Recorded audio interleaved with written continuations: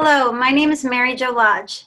At Lafayette, as a theater professor, I get to spend a lot of time creating and studying theater and working with musicals in particular.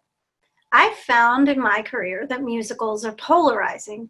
People rarely have lukewarm feelings about musicals. They either love them or they hate them. One of the most popular and polarizing musicals in years is Lin-Manuel Miranda's 2015 hit Hamilton, which features our beloved Marquis de Lafayette as a character. On September 1st of this year, I completed writing and co-editing with University of Kansas musicology professor Paul Laird, a collection of essays for Oxford University Press on Hamilton called Dueling Grounds, Revolution and Revelation in the Musical Hamilton. I'm going to read and discuss some of the introduction I wrote that frames that book and explores revolution and liminality in the musical Hamilton. In 2015, after a sold-out off-Broadway run at New York's Public Theater, the musical Hamilton transferred to Broadway. It instantly became the most sought-after ticket and went on to win 11 Tony Awards, including Best Musical. Lin-Manuel Miranda, who served as composer, librettist, and lyricist for the musical, also originated the role of Alexander Hamilton. Hamilton, which utilizes traditional Broadway songs, as well as a range of rap and hip-hop in its score, charts the exploits of the American founding father Hamilton, who, before the musical, was not nearly as well known to modern audiences as Washington, Jefferson, or Madison. Miranda based his show, which earned him a 2015 MacArthur Foundation Fellowship and the Pulitzer Prize, on the 2004 biography of Hamilton, written by lauded historian Ron Chernow, though in practice, the show does sometimes depart from historical fact. While Broadway musicals were once derided in scholarly circles as frivolous entertainments, 11-time Tony Award winner Hamilton's many prizes speaks to its artistic achievements. The musical also sits at a crossroads where elements as different as the rapid-fire vocal mastery of rap music and the foundations of the American financial system meet and merge surprisingly seamlessly. This distinctly American musical, an embodiment of an inherently interdisciplinary art form, both reflects and rethinks history and is simultaneously shaping both future works of art and future audience members. The show brings together many disparate elements in one production, including conflicting notions of music, drama, history, ethnicity, gender, and class. While its numerous accolades confirm there is much to praise in Hamilton, there is also much to critique in the show. The musical serves as a rich site of intersection where varied elements meet, come into conflict, and either blend or morph into something new. This very act of intersecting, meeting at the border of one space and the next, provides the foundation for Hamilton's success, but some of these collisions between different features have created issues for the production.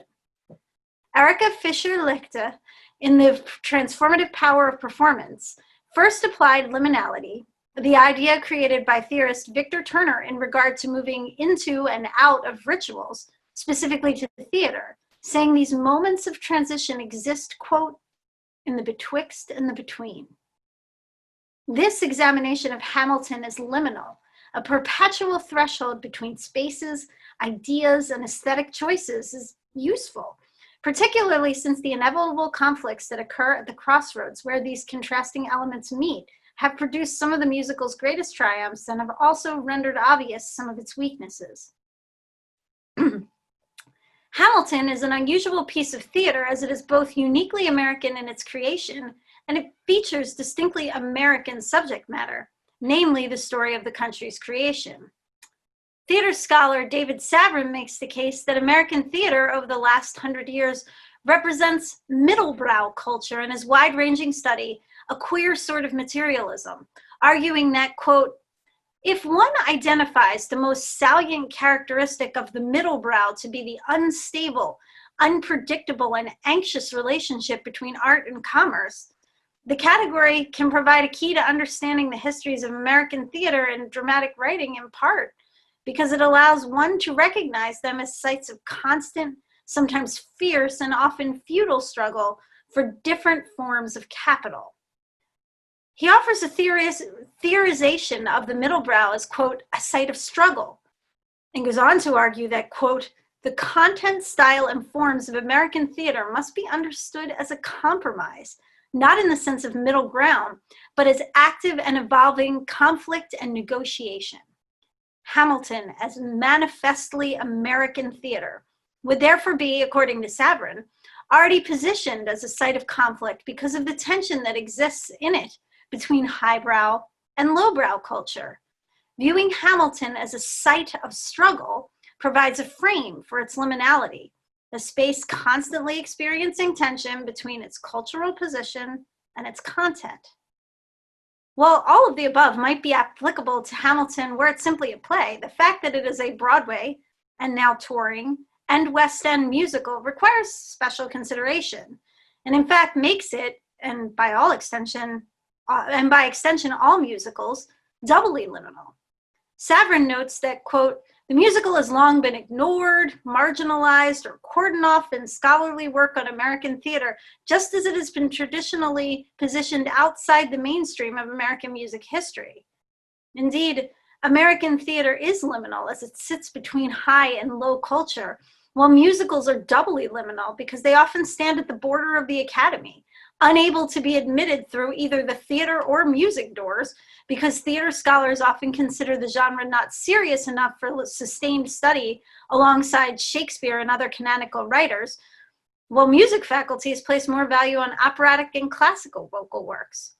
Also, because the musicals are structured so that they must, by their very nature, continually navigate the borders between singing, dancing, and acting, they function constantly as liminal spaces by design.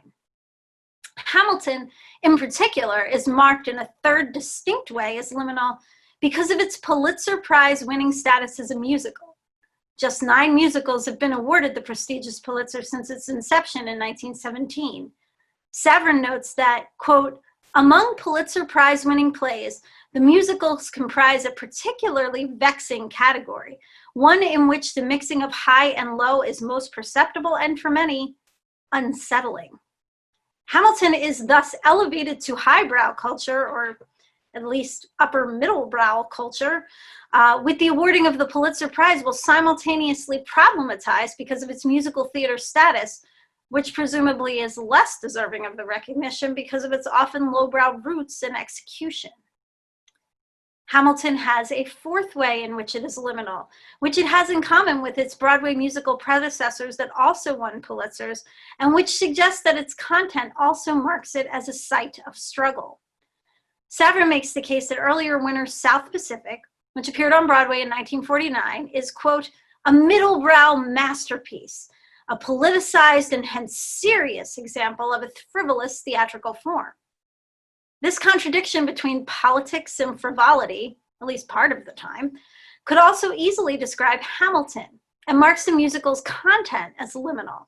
In fact, Savrin's comparison of 2 earlier Pulitzer Prize winners that are musicals, the aforementioned South Pacific and the much later Rent in 1996, which highlights the conflict they contain, also bears an uncanny resemblance to Hamilton, quote, both are war stories, one pitting its heroes against the Japanese, the other against poverty, exploitation, heroin, and AIDS.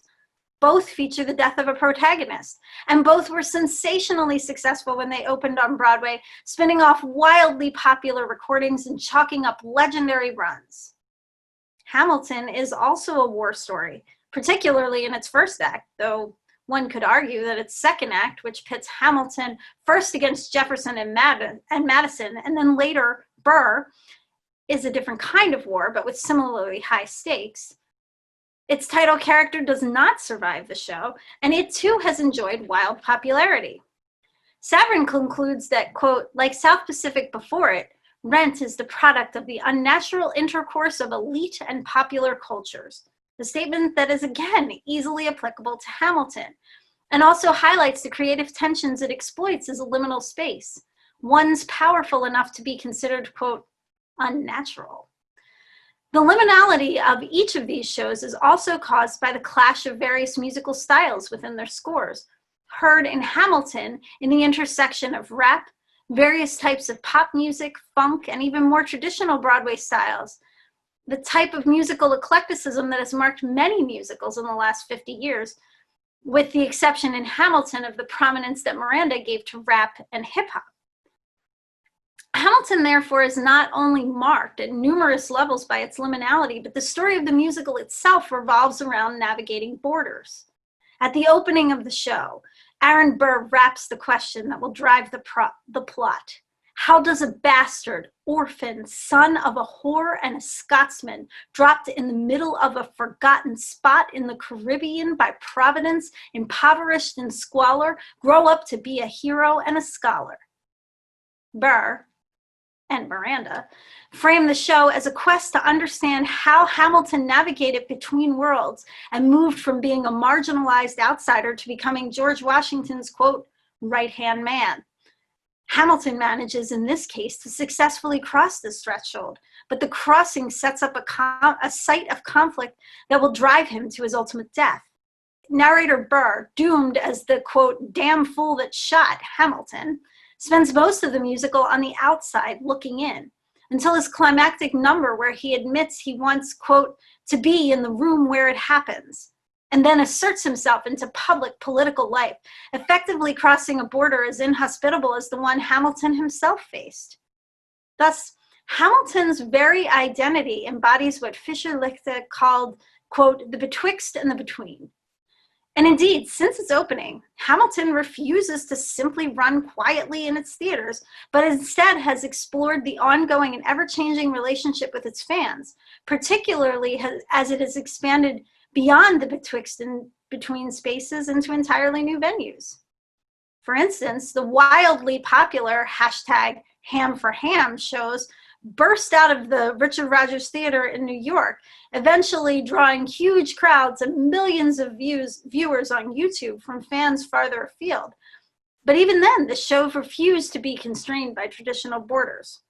Once the Ham for Ham shows ended, the show's practice of audience engagement crossed the border to the internet, and hashtag Hamildrops ensued, where Miranda released new tracks monthly of various pop, hip-hop, and theater artists covering new arrangements, unused songs, and sometimes new material inspired by the show. In the years since opening, the musical has introduced EduHam, a program to bring high school students to the theater, which expanded again during the COVID-19 pandemic to EduHam at Home, which allowed homebound students and fans to engage with the educational activities that have been built up around Hamilton. In 2019, Miranda and his team announced that a filmed version of the Broadway production with the original cast would be released in theaters in October of 2021, with Disney reportedly betting $75 million for worldwide distribution rights, that Hamilton could cross boundaries between mediums with ease. In response to the ongoing COVID-19 quarantines and Broadway closure in the United States, which started in March of 2020, the Hamilton film then leapt the border to streaming video before it was ever released in theaters, with the Disney Plus streaming platform exclusively carrying it starting on July 3rd, 2020. Perhaps the most liminal performance of all, again during the stay-at-home orders that most states issued, the original cast reunited via a Zoom performance, where they were both constrained by the borders of their own quarantined homes and united on screen in perfect, seemingly live harmony. Actor John Krasinski launched a popular YouTube broadcast he called Some Good News in late March 2020 to cheer homebound Americans. And for the second episode, on April 2nd, 2020, in a heartwarming sketch, he surprised a young fan whose long-awaited trip to see Hamilton in person had been postponed by the pandemic with a Zoom performance of the show's opening number, with the original cast gradually calling in until the screen was a sea of faces familiar to Hamilton fans. The performance marked the first time since 2016 that most of the cast had performed together, thus creating something of an oxymoron, a socially distant reunion. The internet itself had become a liminal space Hamilton could engage with, as it allowed the singers to transcend time, as it seemed no time had passed since they had recorded the cast album together, and space, since they were together, yet not together.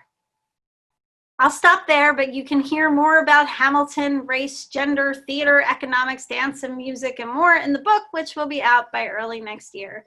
Thank you so much.